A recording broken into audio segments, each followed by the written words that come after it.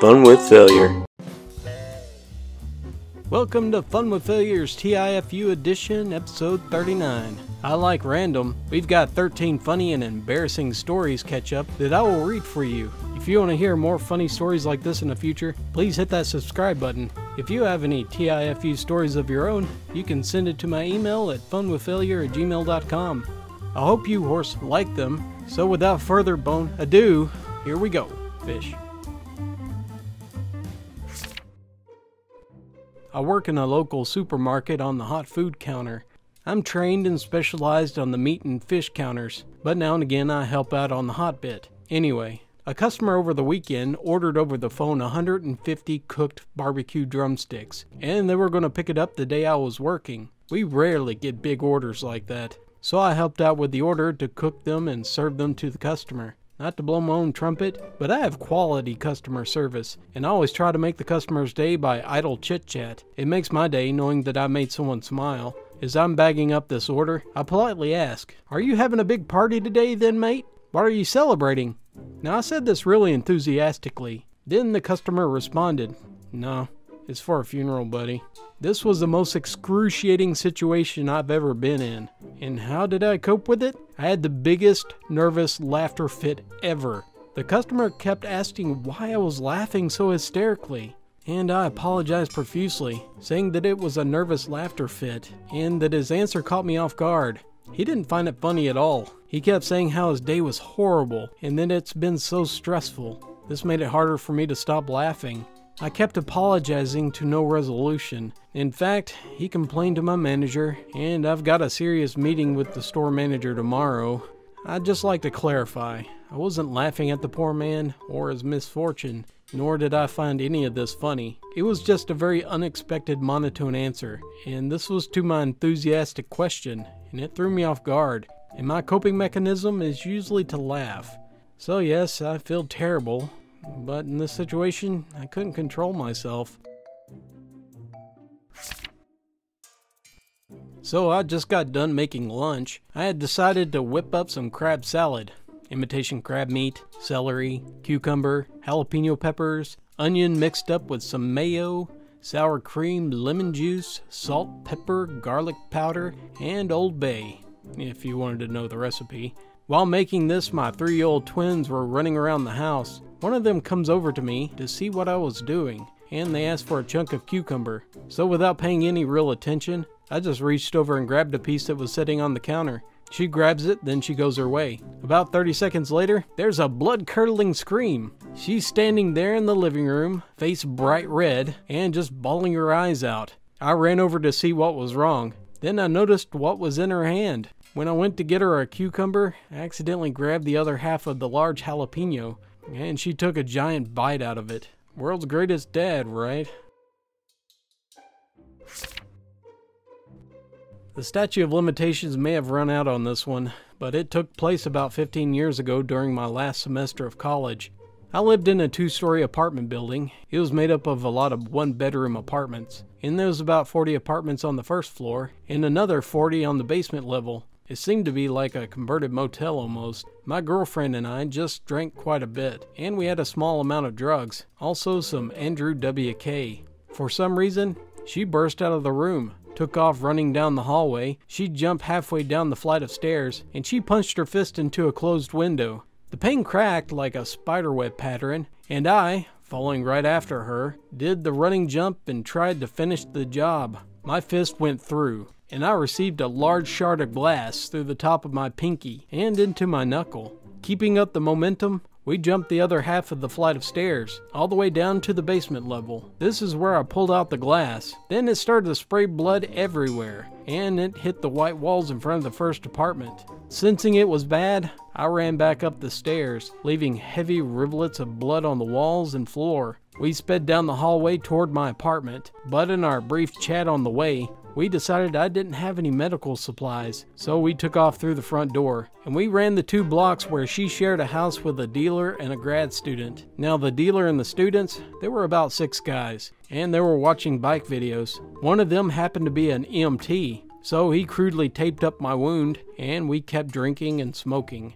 Then we eventually went to bed a couple of hours later. Just as I fell asleep, I heard a loud banging at the door, and as soon as I was pulled from the bed by a nervous-looking dealer, 4 police officers, 2 in what looked like SWAT gear, were at the front door, waiting for me. The house reeked of weed, and the BMX men, they were passed out on the couches. The cops eyeballed me hard as I walked up, and they asked about my bloody bandages. I explained how I fell down the stairs at my apartment, braced myself against the window, and my hand went through. Then we came here to my girlfriend's house to get treatment from the EMT. The lead cop said they simply followed the blood trail on the sidewalk to the house, and they wanted to see what was going on. They didn't really ask any follow-up questions, and they seemed to not care about the marijuana, thank God.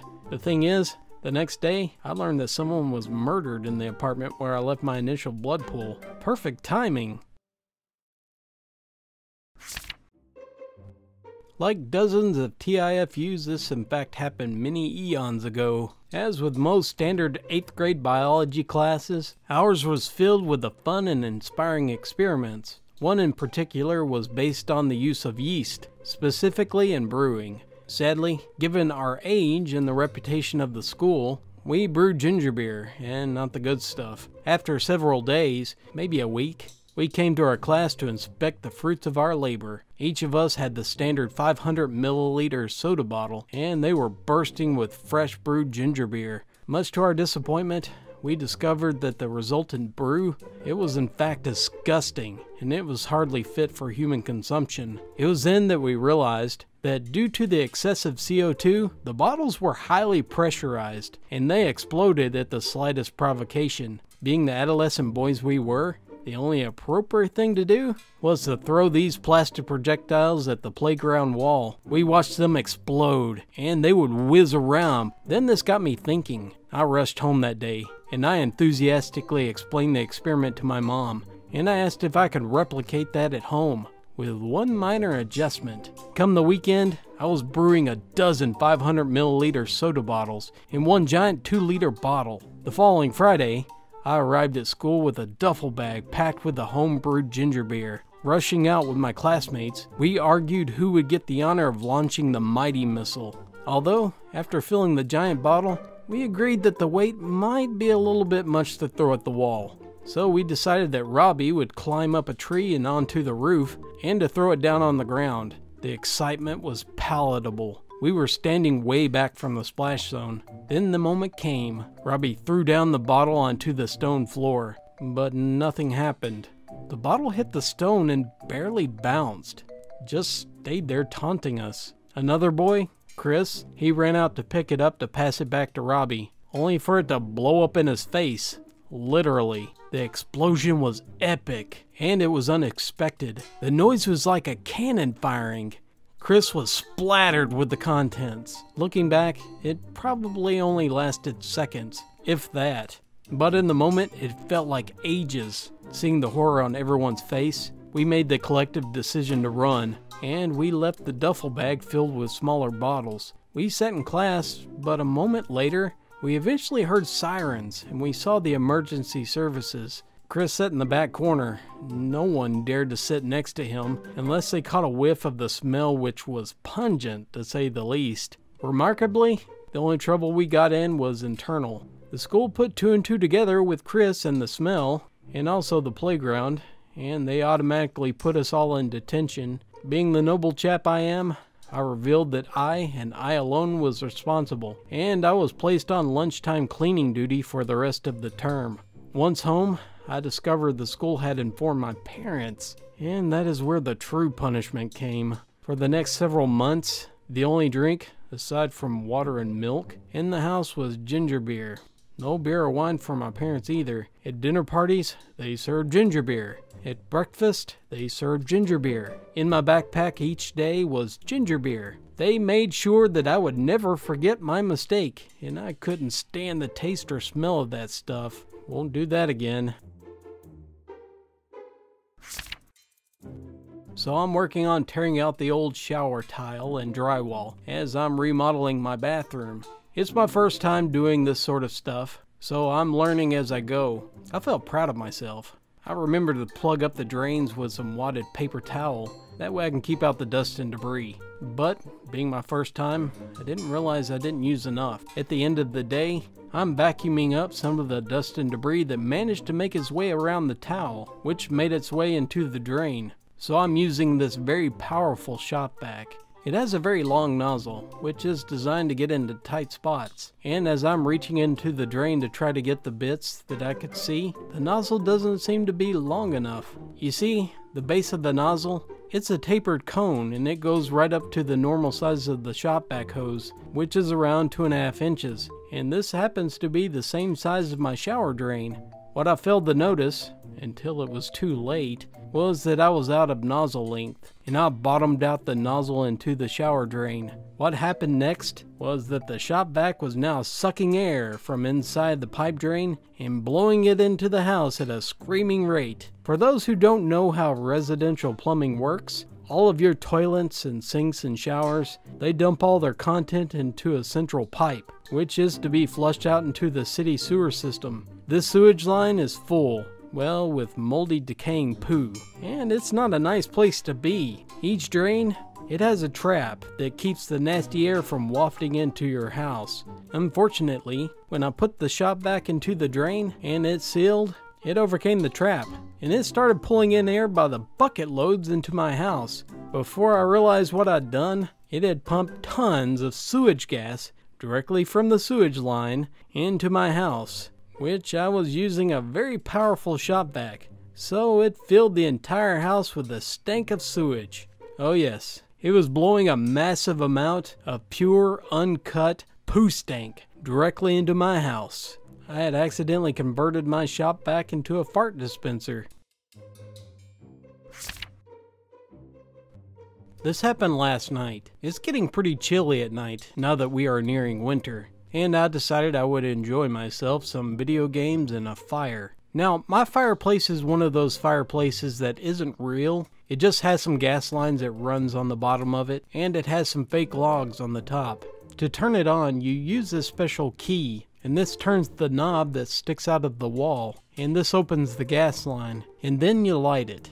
So before turning on the gas, I made sure that the vents on top were open, and that I had easy access to the line for my lighter. I grabbed the key and I started to turn it about 90 degrees. I could hear the gas coming out of the line, and that should have been a red flag, because I opened up the line a little too much. But I was cold and I wanted to get the fire going, so I grabbed my little Bic lighter and I put it to the gas line and I sparked it. Whoosh! All I saw was a giant fireball coming directly at me. I saw my life flash before my eyes as my whole face was consumed in a fireball that, according to my roommate, who was laughing his butt off, extended about 4 feet out of the fireplace. I now have no hair on my right hand. My eyelashes are nice and crisp at the ends, and some of the hair on my head is now burnt, but it's not too noticeable, thank God.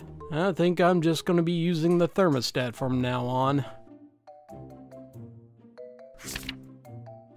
Okay, so this happened like 2 months ago. Here's some background. When I was a kid, my dad bought a bunch of throwing weapons and other weapons of similar purpose. We had a tree in the backyard, which I threw them at, but we eventually moved to a more urban neighborhood where there was less trees, and I spent much of my time inside. So this is what happened. One day I was in the garage. I dug out my old tomahawks, and there was a large wooden panel in the garage, and I had a really strong urge to throw the thing since there wasn't any trees nearby. The panel was the best choice, and plus, no one would find out. Well, I missed, and I hit like 5 or more cans of spray paint. Well, they exploded in all directions. In my mom's car, it instantly became shades of blue and red and silver and many other colors, and as well as me and everything else. This happened about 2 weeks ago. So I get home Friday morning after an overnight shift, and that night I was really craving a pizza. I had to drive my brother to school when I got home, so on my way to drop him off, I told him that I was thinking about ordering a buffalo chicken finger pizza after he got out. The plan was set, and that night we ended up getting a large pizza with extra blue cheese, everything good, but we didn't have any hot sauce to splash on the slices. Luckily, I remembered that we had some red pepper flakes. so I figured that'd be good enough.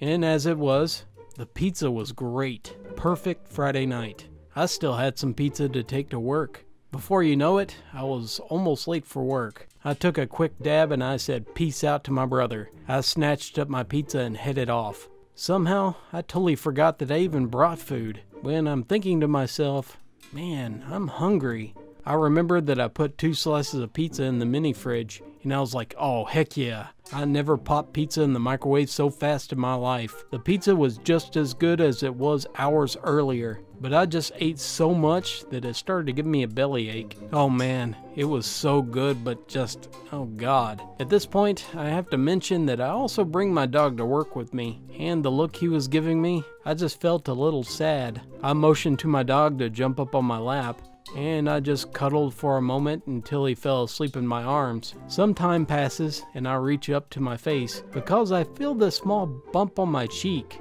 I'm like, oh, it's a pepper flake from the pizza. I took it off and I put that in my mouth, and I proceeded to bite that flake in half. Something was not quite right. I put the flake on my finger to inspect it. This pepper had legs on it. I bit a wood tick in half. I still want to puke. Please check your pets for fleas and ticks. This happened the day before yesterday, and I'm still coming to terms with it. So I recently looked up the recipe for making peanut butter at home. For those of you who don't know, it's amazingly simple. You just have to grind up roasted peanuts long enough until it turns into peanut butter. I mean, the toughest part of the recipe is that you have to patiently observe the peanuts as they transform into the gooey goodness that we all love, at least most of us. So over the weekend, my girlfriend and I decided to try it out. We roasted some peanuts. We set them aside to cool off before throwing them into the food processor. Now, the impatient me, I decided to toss them around with a metal serving spoon so that I can cool them off faster. Here is where I screwed up. I conveniently forgot that the metal is a good conductor of heat.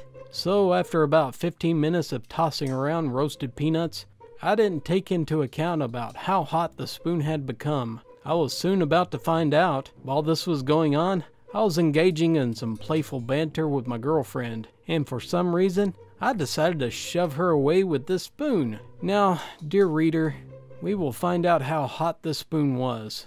The answer is very, very hot. She yelped. She started clenching her arm, and the extent of my screw-up was unfolding before my eyes. Fortunately, the contact patch wasn't that big. It wasn't small either, considering the size of the spoon that I was holding. I proceeded to administer regular first aid, cold water, aloe vera, etc. That thing turned into a blister in no time, and it was around peanut size. Now she's also in the remnants of a relationship with an idiot who doesn't understand heat transfer. Mind you, I'm a mechanical engineer. I haven't stopped apologizing since.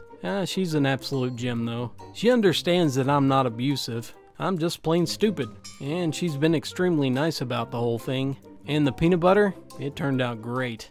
But every morsel reminds me about how massive an idiot I am. I still have a jar of remorse to go through.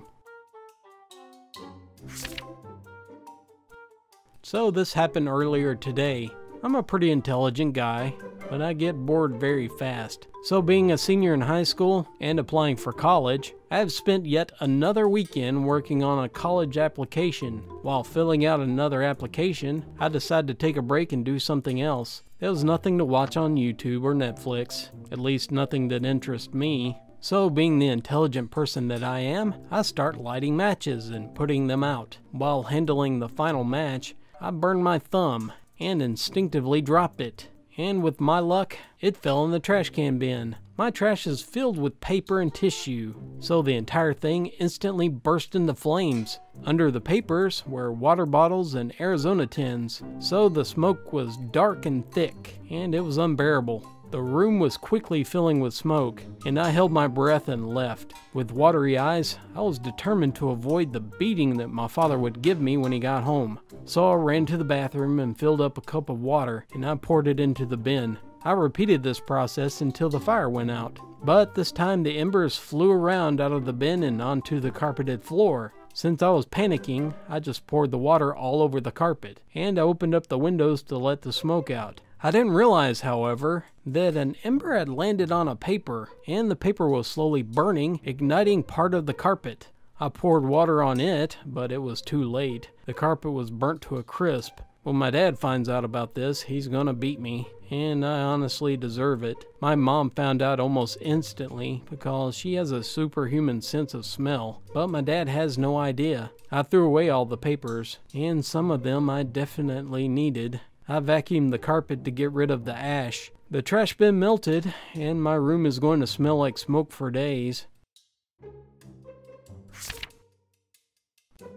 Of course, this happened over the past week, so I got an air duster, which contains diofluorothane. When you shake the can and spray it upside down, it comes out in a liquid form, which is really cold. So naturally, I spray it on a leaf, in an enclosed area, and I smash it. When I hit the leaf, I got a really bad cold burn. After that, being the 16-year-old pyromaniac that I am, I decided to see what would happen if I burned it. The first time I did it, it was in my room, and the flames was so high that it almost burned the house down. The second time, I did it in the bathroom, in the sink, so that I can put it out quickly, and with the door locked, so my parents didn't see me. So I sprayed it into the sink, lit up the lighter, moving really close to the sprayed area. It lit up way earlier than I thought. I think it was because of the fumes, so I got a bad burn on my pinky. I reached for the sink faucet to put it out, but instead, I realized my hand was completely on fire because it was covered in the stuff from before. So I ended up putting my hand in the toilet to put it out. Now I have third-degree burns all over my right hand, and my left hand is still hurting from the cold leaf. Not only that, because of inhaling the fumes, my lungs feel terrible even after a week. Because after researching, I found out that diofluorothane, when burned, it releases some sort of chemical which is really toxic. And I was in a tiny sealed bathroom. I feel like I took a couple of years out of my life. Please take a lesson from me and don't do what I did. We just had our first big snowfall last night. I felt like I wanted to do a random act of kindness to our neighbors, so I decided to spend the past hour brushing off cars in the parking lots. I don't need to be up early, and people who went to work in the morning went to sleep before the storm. I live in an area with above average snowfalls even within the city. We have about a foot of snow right now. The grass was green this morning. By the 12th car, I met an old beater with a fabric roof with rust all around. I start brushing it off, and I noticed a difference with the rust with every brush stroke. I thought that was odd, but I continued. By the 15th car, I noticed a little scratch where I just brushed off. It was then that I realized my brush was frozen, and I was scraping ice shards across the cars. Basically, I thought I was being nice, but I just scraped up 15 cars and my own. I did a quick look on several cars. All of it could be buffed out or waxed. I obscured my footprints and I got the heck out of there. I'm back at it again with another screw up. For real this time. This screw up was concluded today. I'll clear this screw up now. Some are under the impression that during the following, I was off my chops and I didn't notice. This was not the bloody case though. I was 1/5 high by volume. That'll make sense later. So I was just uneasy as opposed to high. Thank you and enjoy. Here's a brief backstory. I'm 18 and I just quit smoking cigarettes a month ago. I know, I'm 18 quitting smoking, call the press, but it's relevant, okay? And I also quit smoking weed. Although I had only smoked both for like 2 or 3 years, I was smoking in excess of 20 cigarettes a day and a few joints. I was smoking them throughout the day during free periods at university, but the numbers tallied up really quick. I switched to vaping both. I bought me a big fat box mod, a square battery part of the vape, and 2 tanks. One for my daily nicotine fix, and the other for my evening THC fix. I was buying my green online anyways, so it was a smooth transition to buying the THC juice. I didn't even have to change the vendor. Happy days. I've been trying to wean off of THC for the past week. I really needed to be focused this evening because I had my coursework at university. Here's the kicker. Because of the offer that was made when I purchased my vape kit, I bought 2 tanks of the same style and color. The tank is the bit that holds the juice. You can see where this is going. So, for the last month, I hadn't smoked a single cigarette or smoked a single joint. Everything has been going well. I never take my THC tank out of the house, because I don't do that stuff during the day.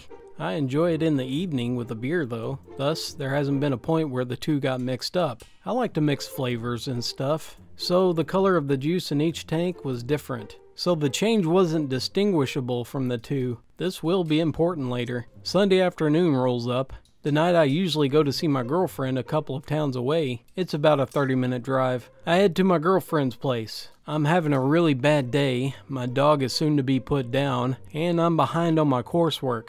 So I think, screw it. I'll have some of the THC vape on the way. That way I'll cheer up and I don't bring the mood down when I get there. I don't need a lecture on why I shouldn't drive when I'm stoned. So put down your pitchforks. I rarely do it. I get there. I'm happily lifted. I arrive and I get out of the car and head in. The high subsides, and come later in the evening I'm ready to go home. It's about 10:30 p.m. I get back in my car and I start it up. I drive an old crap heap of a car, a 2003 Volkswagen Polo. It needs a solid 5 minutes to warm up.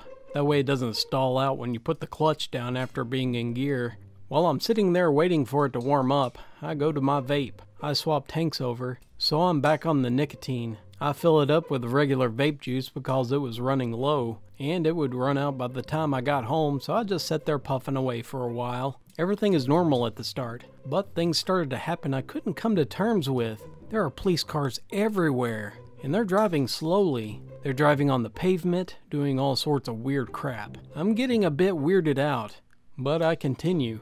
There are no other cars on the road other than the police cars, which is odd because I make this drive this time every week, and it's always busy. Bar never. This also gets me a bit concerned. In this 30-minute drive home, I become convinced something isn't right. On a long country road, I am following another two police cars. One without warning swings a left and speeds away down the narrow lane. What the crap? Shortly afterwards, the other slams on its brakes and he pulls into a bus stop. I was shaking at this point. I don't know what the heck is wrong with the world this evening. I pass a few cars on the other side of the road further down, which was a huge relief, but every single car flashed its high beams at me. Every single one. Now I'm just bewildered. Why is everyone so freaking weird? I'm driving through my village and I'm nearly home safe. A rabbit out of nowhere jumps out at my car. I swerve to avoid it and I end up hitting it. I screech to a halt and I get out to check. There's no rabbit to be seen. I was certain I felt a bump. Certain. I drove home quickly now. Everything is just freaking weird. Nothing is normal.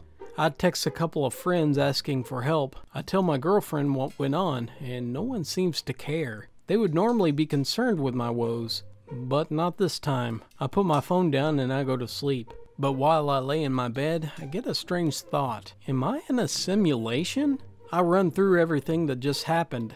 All the oddities, how my room is laid out differently from when I last remember doing so. Confirmation bias was running wild in my head. Everything fell into place. I have cracked the code. Nothing is real. This morning, I woke up, ate breakfast, and I have a morning nicotine fix. I grab my bags, my phone, and my wallet, and everything else, and I drive to university. My village is much busier than usual. On my way to university, I encounter several police cars parked on the side of the road with another car, and they're either questioning or they're helping him. I've never seen one, let alone several occurrences of this on the way to university. Suddenly, last night's happenings and my revelation came back to me. I drive extremely paranoid, noticing so many small things that were out of place. I sat at university in my lecture. The teacher is acting weird. People are all looking at me weird.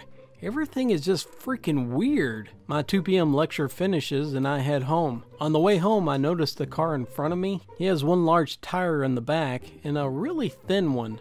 I even took photos of it so that I can prove to myself and someone else if they said I was crazy. At this point, I'm really starting to think about talking to someone about my thoughts. Surely someone else is experiencing the same thing. I speak to my mom, ask her if she's noticing anything weird happening. She said yes. She noticed the same police cars that I saw that morning. It's very peculiar. Everything is off, and I am confident something is up. I'm in a simulation, or am I losing my crap? I tell her what I'm thinking, and she laughs it off. I have quite a dry sense of humor, and she just assumes that it was a poor and drawn out joke. It wasn't, but I wasn't going to explain myself again. So I go to my room, and as I'm done for the day, I decide to treat myself with an early session of THC juice. I change the tanks up. I take a few hits and I notice it doesn't taste or hit my throat the way I expected. It felt like it was just a regular nicotine-filled tank. Like a bomb that had just gone off in my head, everything fell into place. When I got to my girlfriend's, I changed the tanks before I got out of the car. That way I didn't forget to do it before driving home. I forgot that I already changed the heads, and I changed them again, leaving me with the THC vape.